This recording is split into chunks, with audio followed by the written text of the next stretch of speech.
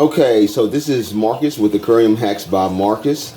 As in my last video, of course, I told you that I broke down my former 40-gallon tank that had the red cherry shrimp, the emerald rasboras, and the pygmy cory catfish in order to get a shell dweller tank.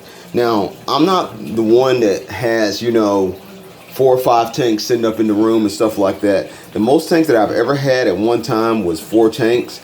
And now at this stage in my life and in my hobby, I only keep 2 tanks. I keep the 90-gallon 4-foot tank, and I keep only the 40-gallon. And now this 40-gallon has become my favorite fish tank, which I will probably keep from here on out, is my shell dweller multi-tank. So here it is, set up and ready to go.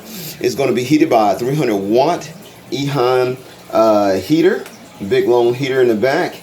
And right now it's just running my 2 Penguin 200, regular Penguin 200 filters, because the other, the Penguin Pros, do not work in this tank very well because they are really too large and they make the glass and they push the glass up, so they don't work too well on this tank. But anyway, there are my shell dwellers down there, just to give you a quick picture of them. I got 15 of them, and I got this jobber fern from a friend for free, and I got 15 shell dwellers, and I got these from eBay. I didn't go to Aquahuna this time, but I got them from eBay, because when you can get 15 shell dwellers shipped to you for only $110, I mean, that's pretty darn good. You ought to see how much these things are running on some sites, and so I thought that was a great deal. And like I said before, when it comes to certain fish such as these, I will sometimes go to eBay to get certain types of fish because they will have them, and they will be healthy in most cases, and they will be cheaper a lot of times than order them online. Now that goes only for a specific kind of fish, only for a specific kind. But today's video, although I blabbered for over 2 minutes, but today's video is about, customizing this filter here. Now this is, of course, the filter. This is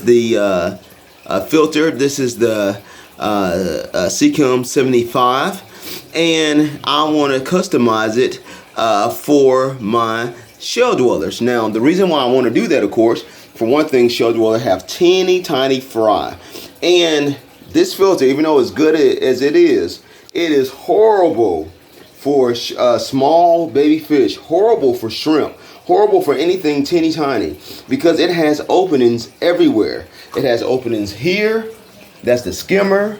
It has openings on the bottom of the housing of the, there it is, on the bottom of the housing of the motor. It has, of course, opening, here on the intake. So it has openings everywhere, and so that was just, it's just horrible for, as awesome as this filter is, it's just horrible for baby fish, horrible for shrimp.